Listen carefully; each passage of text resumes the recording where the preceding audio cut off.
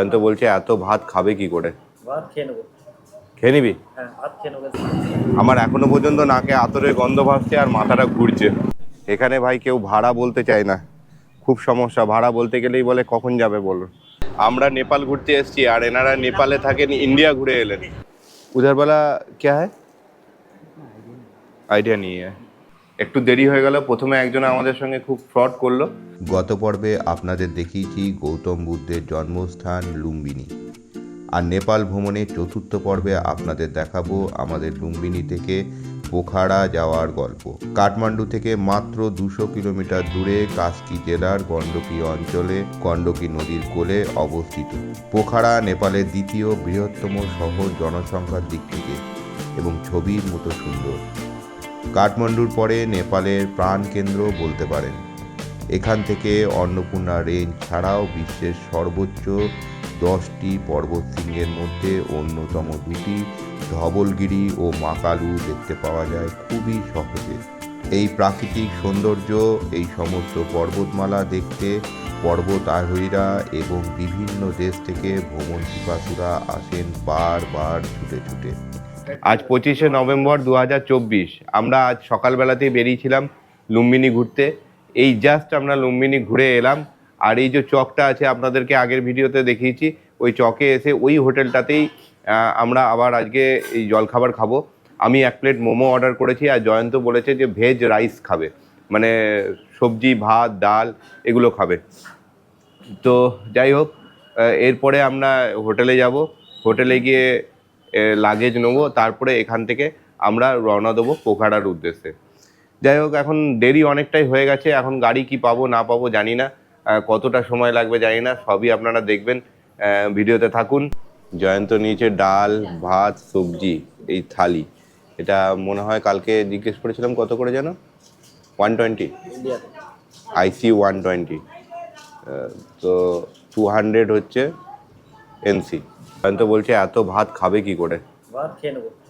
খেয়ে নিবি? হ্যাঁ, ভাত খেয়ে নেবো। সাইডে রোলগুলো কিছু খাবো না। ও আচ্ছা, মানে এই সবজিগুলো এত খেতে পারবে না, ভাত সব খেয়ে নেবে বলছে। ঠিক আছে। 1 পিস ডিমের অমলেট নিল জয়ন্ত, 40 এনসি। মোমো চলে এসছে, বেশ গুছিয়ে সুন্দরভাবে দিয়েছে। টেস্ট করে দেখতে হবে কেমন লাগছে। মোমো এমনি ঠিকই আছে, ভেজ মোমো টেস্ট ঠিকই আছে, অ্যাভারেজ।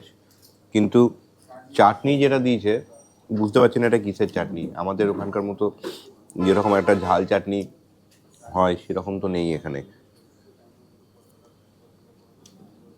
10 পিস মোমো, ঠিক আছে, পেট ভরে যাবে এটা খেলে। আমি চাটনি ছাড়াই খাচ্ছি। এখান থেকে প্রথমে আমরা এখন বাস ধরবো, বাস ধরে ভাইরাবাদ যাবো।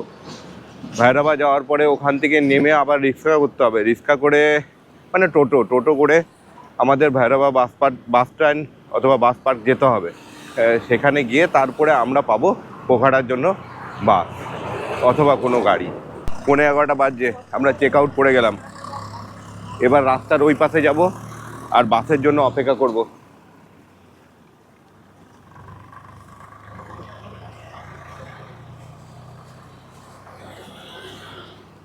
ওই দোকানটার সামনে দাঁড়াই, ওখানেই গাড়ি পেয়ে যাবো আশা করি ভাইরাবাদ জন্য। ভাইরাবাদ যাবে?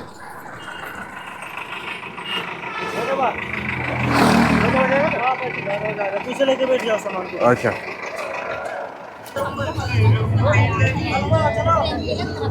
5 মিনিট দাঁড়াতে না দাঁড়াতেই আমরা কিন্তু বাস পেয়ে গেছি ভৈরবাদ। চেপে গেছি বাসে।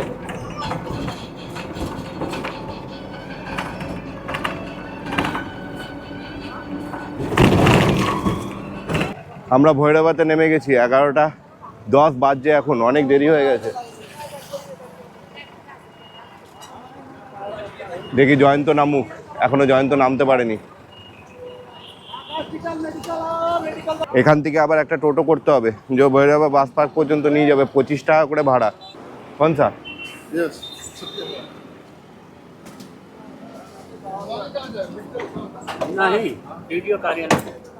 সঙ্গে সঙ্গে টোটোটা পেয়ে গেলাম।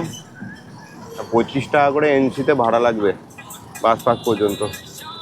আর একটা কথা বলি, আরে বাসের ভেতরে যেভাবে আর কি আতরের গন্ধে মোহমোহ করছিল, আমার এখনো পর্যন্ত নাকে আতরের গন্ধ ভাসছে আর মাথাটা ঘুরছে।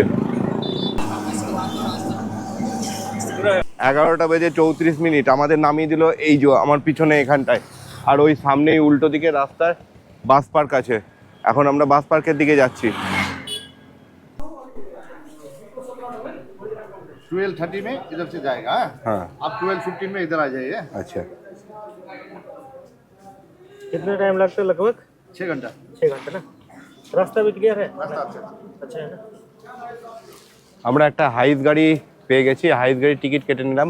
এখন আর বাস নেই, বাসের টিকিট আমরা পেলাম না। তারপরে এই ছবি দেখতে পেলাম উপরে হাইস গাড়ি, এখানে এসে দাঁড়ালাম, এখানে টিকিট পেয়ে গেলাম দুটো। 12টা 12:30টায় গাড়ি আছে, এখন 12টা বাজছে, আধ ঘন্টা আমাদের দাঁড়াতে হবে। ঠিক আছে, 6 ঘন্টা টাইম লাগবে বললো।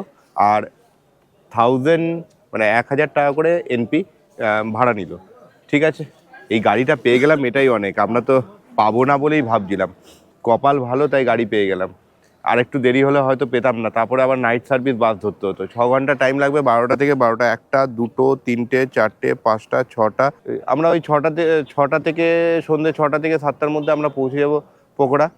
যেটা বুঝতে পারলাম এখানে আমি, সেটা হচ্ছে এইখানে যে সমস্ত গাড়িগুলো পাওয়া যায় সেগুলো বিভিন্ন এজেন্ট আছে গাড়ির, যেমন আমাদের হয় না শ্যামলী, তারপরে এক্সপ্রেস লাইন, সেই রকমই এখানে বাস পরিষেবার বিভিন্ন এজেন্ট আছে। আর এদের একটা ছাতার তলায় একটা জায়গা করে দিয়েছে, আর এইখান থেকে এরা টিকিট বেচছে। যেমন আমরা এই সিদ্ধার্থ সার্বজনিক যাতায়াত এই প্রাইভেট লিমিটেড এখান থেকে টিকিট কাটতাম। এছাড়াও কিন্তু এদিকে ওই যে বুটবল যাতায়াত প্রাইভেট লিমিটেড, এইখানেও কিন্তু টিকিট পাওয়া যায়।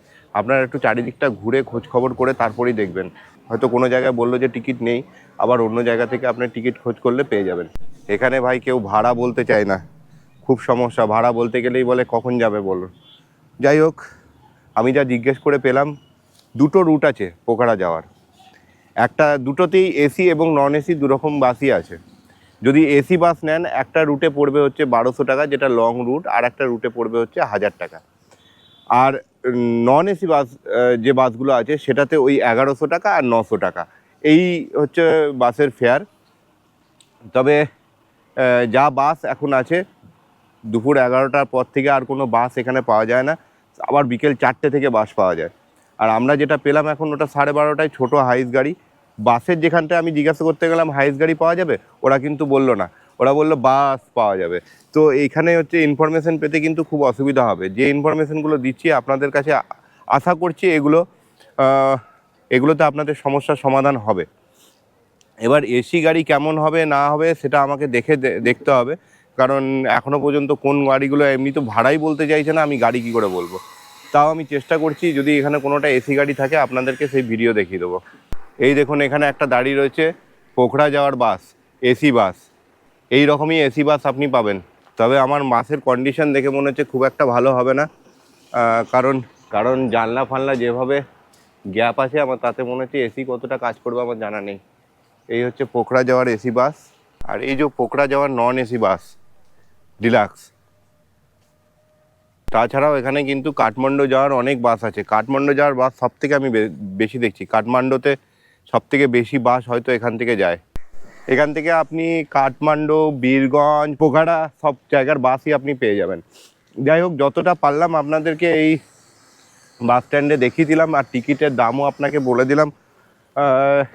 এটাতে আশা করি আপনাদের হেল্প হবে। আচ্ছা, এই দাদার সঙ্গে দেখা হলো, আমাকে দেখে জিজ্ঞেস করলো কোন ইউটিউব চ্যানেल। आपका नाम? ऋषभ। कहाँ से आए आप? बुटोल से। बूटल से। अच्छा और बुटोल है हमारा। अच्छा हम काठमांडू का है। अच्छा, काठमांडू जाएगा मेरे घर, नाइट को जाएगा। अच्छा अच्छा अच्छा। और आना है तो काउंटर पे आइए, ये काउंटर में काठमांडू जाना है तो काउंटर में आइए, अच्छा। यहाँ से टिकट मिलेगा। नहीं, जो सब है सभी में तो काठमांडू, हम तो पोखरा जा रहे हैं आज। काठमांडू का भी ये मिलेगा, पोखरा का भी ये मिलेगा। ठीक है सर, चलिए, थैंक यू। Thank you. এই একটা ডিলাক্স কাঠমান্ডুর বাস এসে দাঁড়ালো। কাঠমান্ডুর বাস কিন্তু এখানে অনেক আছে।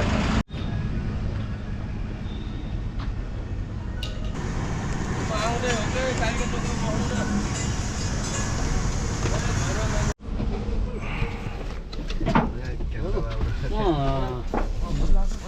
11:52 আর আমরা রওনা দিলাম।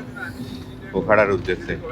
এই আমাদের হাইস গাড়ি, গতকালকে আপনাদেরকে দেখিয়েছি হাইস গাড়ি, আজকে আবার দেখিয়ে দিচ্ছি আর একবার।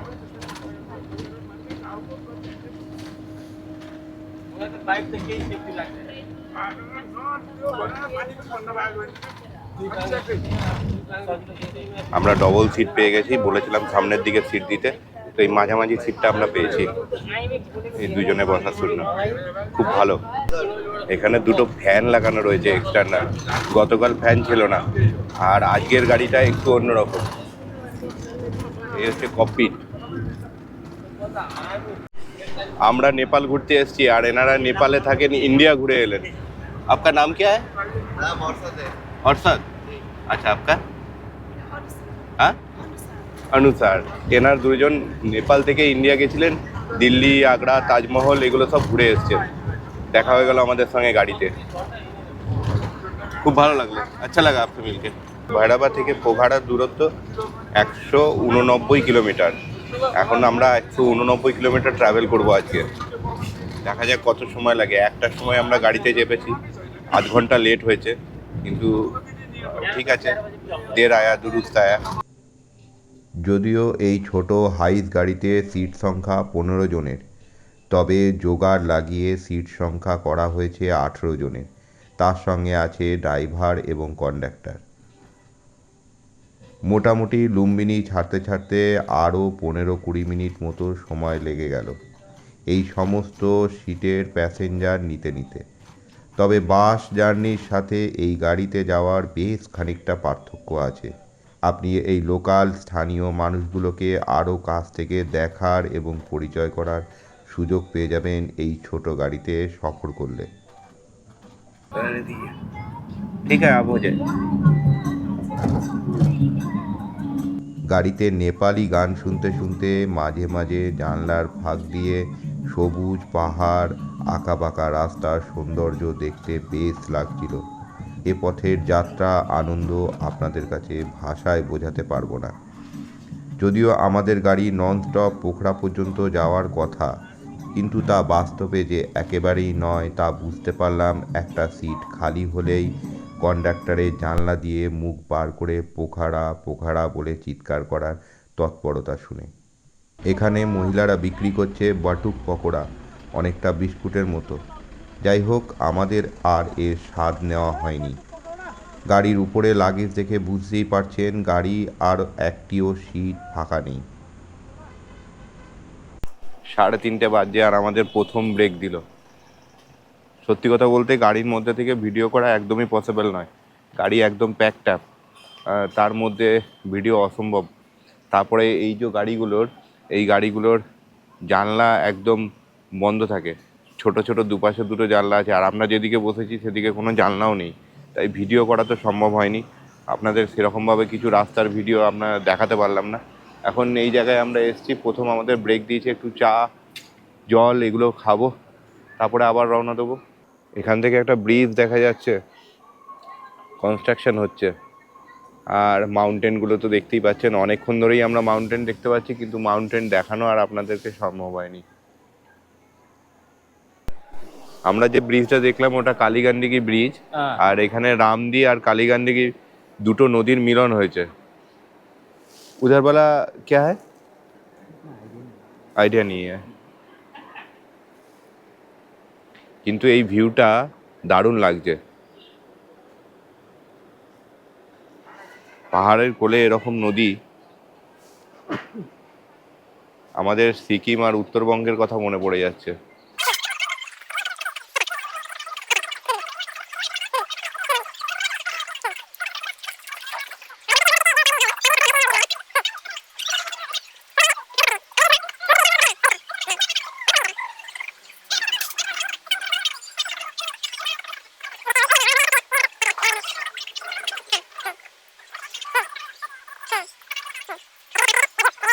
বাস এখানে 15 থেকে 20 মিনিট মতো দাঁড়ালো, তার মধ্যে সবাই খাবার দাবার খেয়ে নিয়েছে, আমরা চা বিস্কুটও খেয়ে নিলাম। এবার উঠবো আবার গাড়িতে। কিছুই দেখা যাচ্ছে না, অন্ধকার হয়ে গেছে, আমাদের কাউকেই আর দেখা যাচ্ছে না।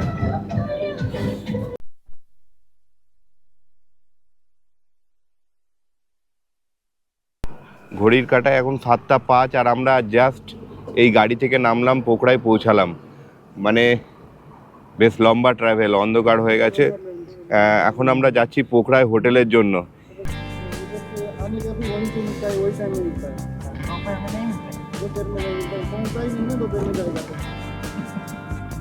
नहीं, घर से दोपहर कब हो गया पोखरा आने के लिए तो दोपहर को नहीं, सुबह ही निकलता है वहाँ से भी। वही निकलता है ना। नहीं तो उसके बाद में निकले तो आप रास्ते में ही बैठना पड़ेगा, बीच में रहेगा। मतलब उधर 2 रात का प्रोग्राम रखना पड़ेगा। 2 रात का कम से सबसे कम सबसे कम थी 1600 रुपये से वन वे का गाड़ी का टिकट है।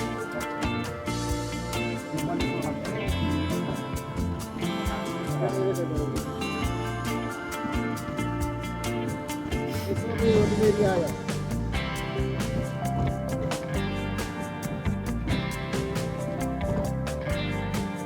आपको कुछ भी करना है, आपका बैगेज स्टोर करके जाना है। আমরা একটা অবশেষে রুম নিয়েছি। একটু দেরি হয়ে গেল, প্রথমে একজন আমাদের সঙ্গে খুব ফ্রড করলো, সেটা আপনাদের সঙ্গে শেয়ার করব। আপনারা আসলে ওই রকম ফ্রডে পড়বেন না। আর যে রুম নিয়েছি সেটা দেখাচ্ছি, আগে সমস্ত ফর্মালিটিস করিনি, ওখানে জয়ন্ত ফর্মালিটিস করছে, তারপরে আপনাদেরকে রুমের ভেতরটা দেখাচ্ছি আর কোন হোটেল সেটাও বলে দিচ্ছি। আমরা একটা রুম নিয়েছি হোটেল হিমালয়ান ভ্যাকেশানে। এখানে একটা নন এসি আমরা রুম নিয়েছি। অনেকটা দেরি হয়ে গেছিলো, আর ঘোরাঘুরি করলাম না। খারাপ নয় রুমটা, একদম লেক সাইডে, মানে ওই যে লেক আর এখানে হচ্ছে আমাদের হোটেল। এই হোটেলে আমরা রুম নিয়েছি, 4 তলায় আমাদের রুম, একটা নন এসি রুম। দেখাই আপনাদের। এখন এসির খুব একটা প্রয়োজনীয়তা নেই বলেই আমরা নন এসি নিলাম। এই হচ্ছে রুমটা, 2টো বেড আছে, এখানে একটা টেবিল দিয়েছে, এখানে একটা ওয়ার্ড্রপ আর জামা কাপড় ঝোলাবার জায়গা আছে, একটা ফ্যান আছে, একটা টিভি দিয়েছে। চলে কিনা এখনো পর্যন্ত আমার দেখা হয়নি, যদিও এটা আমাদের কোনো প্রয়োজনে লাগবে না। আর এই হচ্ছে একটা মিরর, সুন্দর মিরর। আর এখানেই একটা ড্রেসিং টেবিল মতো দেওয়া রয়েছে, যার ড্রয়ারগুলোর মধ্যে আমি জিনিসপত্র রাখতে পারবো প্রয়োজনীয়। একটা জলের বোতল দিয়ে গেছে, দুপাশে 2টো চেয়ার রয়েছে। আর এই হচ্ছে টয়লেট, ওয়াশরুম, বেশ বড় ওয়াশরুম। লাইটটা একটুখানি ডিপ ডিপ করছে, বললো এখনই ঠিক করে দিয়ে যাচ্ছে বা চেঞ্জ করে দিয়ে যাবে। আর এই basin, western toilet, toilet paper আছে, ছুঁচু কলও আছে, এখানে বালতি, মগ, 2টো সাবান দিয়েছে ওখানে। আর এই দিকে রয়েছে একটা স্লিপার দিয়েছে ওয়াশরুমে যাওয়ার জন্য। আর এই দিকে রয়েছে পর্দা সরালেই এরকম একটা ব্যালকনি। দেখাই আপনাদের ব্যালকনিটা। এই হচ্ছে দরজা খুললাম, আর এই হচ্ছে ব্যালকনি। এখানে 2টো চেয়ার দেওয়া রয়েছে, আর এই দিক দিয়ে লেক সাইড দেখা যাচ্ছে, পুরো লেক সাইড ভিউ। মানে সকালবেলায় এখানে আমরা ব্রেকফাস্ট করতে করতে লেক সাইড দেখতে পাবো। আর একটা কথা বলার, আজকে যে রুমের আমাদের ট্যারিফ পড়েছে, প্রথমে উনি যে ওনার আছেন তিনি বলছিলেন 2000 করে ইনক্লুডেড ব্রেকফাস্ট। তারপরে আমরা একটুখানি দরাদরি করাতে উনি 1800 টাকায় রাজি হয়েছেন। তো 1800 টাকা উইথ ব্রেকফাস্ট। এখানে আমরা এখন 3টে রাত কাটাতে হবে আমাদেরকে। সব প্ল্যান আপনাদেরকে এর পরের ভিডিওতে বলবো। আপাতত আজকে আমরা একটু রেস্ট নেবো, লম্বা একটা জার্নি করে এসেছি। প্রয়োজন হলে একটুখানি হয়তো লেক সাইডে আমরা হেঁটে ঘুরতে যেতে পারি। তো এই ভিডিওটা এখানেই শেষ করছি। কেমন লাগলো ভিডিওটা জানাবেন। পরের পর্বে দেখা হচ্ছে এই পোখরা সাইট সিন নিয়ে।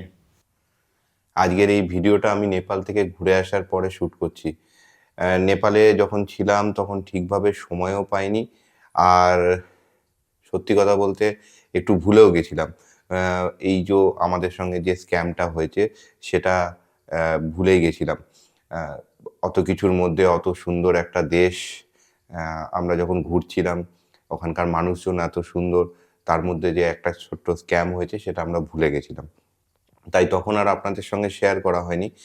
কিন্তু আমার মনে হলো যে এই ছোট স্ক্যামটাও আপনাদের সঙ্গে শেয়ার করা প্রয়োজন। তাই জন্য আমি এখন নেপাল থেকে ঘুরে এসে এই ভিডিও আপনাদের জন্য করছি। যেটা হয়েছিল, আমাদের যে চকে আর কি আমাদের শেয়ার গাড়ি নামিয়েছিল, সেখান থেকে আমাদের হোটেল তো কোনো কিছু বুক করা ছিল না। তো আমরা ওই চকে নামার পরেই একটা শেয়ার ক্যাব খুঁজছিলাম, যে ক্যাবে করে আমরা ওই ফেওয়া লেক সাইডে একটা হোটেল নেব বলে। তো নামার সাথে সাথেই দেখলাম ওখানে 2-3টে ক্যাব দাঁড়িয়ে ছিল।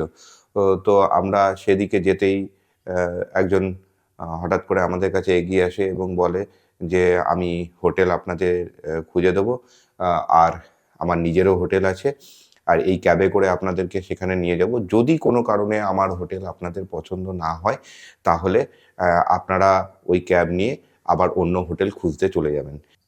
তার জন্য ক্যাব ভাড়া লাগবে 200 টাকা।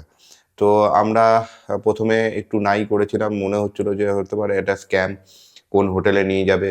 বলছিল ফেয়া লেকের কাছেই একদম হোটেল। আমাদেরও একটু টায়ার্ডনেস ছিল, অনেকটা জার্নি করে এসেছিলাম। তো প্রথম দিকে একটু না করার পরেও যখন হচ্ছে ভদ্রলোক বারবার করে রিকোয়েস্ট করলো তখন আমরা রাজি হয়ে গেলাম। তো যাই হোক, ক্যাবে করে আমরা গেলাম। তো ফেয়া লেক ওখান থেকে মোটামুটি 2-3 কিলোমিটার মতো হবে, খুব বেশি নয়, 3 কিলোমিটার ম্যাক্সিমাম। আমরা ওই ক্যাবে চাপলাম এবং তিনিও আমাদের সঙ্গে গেলেন। তারপরে ফেওয়া লেক মানে জাস্ট আমরা 500 মিটার মতো গেছি। জাস্ট আমরা 500 মিটার মতো গেছি, আর তারপরেই একটা বেশ সুন্দর বাড়ির সামনে আমাদের দাঁড় করালেন। আমরা বললো এটাই হোটেল। তো আমরা ঠিক করলাম ঠিক আছে চলো ভেতরে গিয়ে দেখা যাক। তারপরে ফেওয়া লেকের কাছাকাছি হোটেল তো নাহলে খোঁজাই যাবে। তো ভিতরে গিয়ে যা দেখি সেটা একটা অত্যন্ত ড্যাম পড়া, দুর্গন্ধযুক্ত একটা ঘর, যেটা হোমস্টেই বলা ভালো। সেখানেই হচ্ছে উনি হোটেল করেছেন। সেটা খারাপ নয়, করতেই পারেন, কিন্তু সেই হোটেল আমাদের একদমই পছন্দ হয়নি।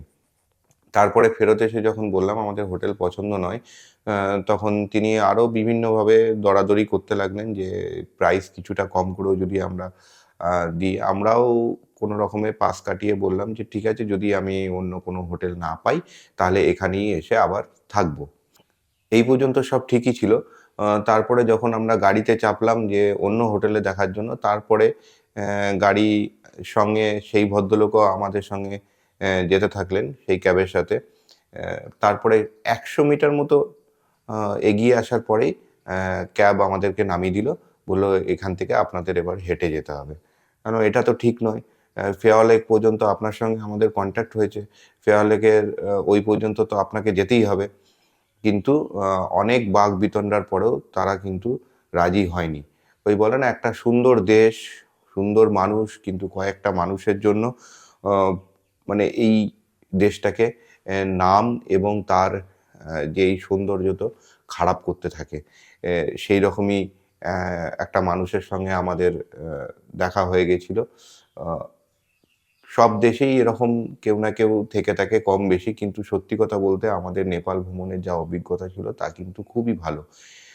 99% লোকই কিন্তু সেখানে খুব সুন্দর, খুব ব্যবহার তাদের ভালো, আতিথেয়তা ভালো, সুন্দর পরিবেশ। কিন্তু তাও ওই 1-2 জন থেকেই যায়। তাদের একজনের মধ্যেই আমাদের সামনাসামনি হয়েছিল এবং তার হাতে পড়ে যাই, এবং সেখান থেকে আমাদের আবার একটা নতুন ক্যাব ভাড়া করতে হয় যাতে 300 টাকা আমাদের ভাড়া নেয়। তিনি বলেন যে ফেওয়া লেকের পুরোটা যদি আপনারা হোটেল খোঁজেন সেক্ষেত্রে 300 টাকা লাগবে, আর যেখানে আপনার পছন্দ হবে সেখানেই আপনি হোটেল নিয়ে নেবেন। তারপরে আমরা একটা হোটেল পছন্দ করি। সেখানে কোনো অসুবিধা হয় না, বরং সেখানে ওই ড্রাইভার আমাদের অনেকটা হেল্প করে বার্গেনিংয়ের ক্ষেত্রে বা পরিচিতির ক্ষেত্রে, অনেকটা আমাদের হেল্প করে যে এরকম স্ক্যাম হয়েছে সেটা বলার পরে আমাদের হোটেলওয়ালাও অনেকটা হেল্প করে। যাই হোক, এই ছিল আমাদের সঙ্গে ছোট্ট একটা স্ক্যাম। এই স্ক্যামটা আপনাদের সঙ্গে শেয়ার করলাম কারণ আমার মনে হয়েছে যে এরকম ছোট স্ক্যাম আপনারাও সম্মুখীন হতে পারেন। এই স্ক্যাম থেকে সাবধান থাকবেন।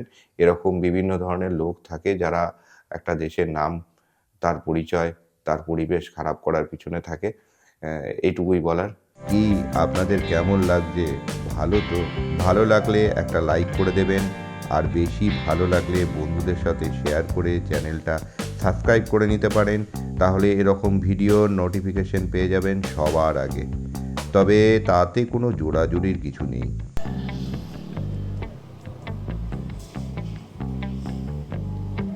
আমরা তাড়াতাড়ি ফ্রেশ হয়ে বেরিয়ে পড়লাম পোখারা মার্কেট ঘুরতে। অবশ্যই সেই সমস্ত নিয়ে একটা ব্লগ আসবে খুব তাড়াতাড়ি। পরের পর্বে থাকবে বাসে করে পোখারা সাইট সিন করার গল্প। আজকে এই পর্যন্তই। সবাই ভালো থাকবেন, সুস্থ থাকবেন, tata. We wanna chase the night.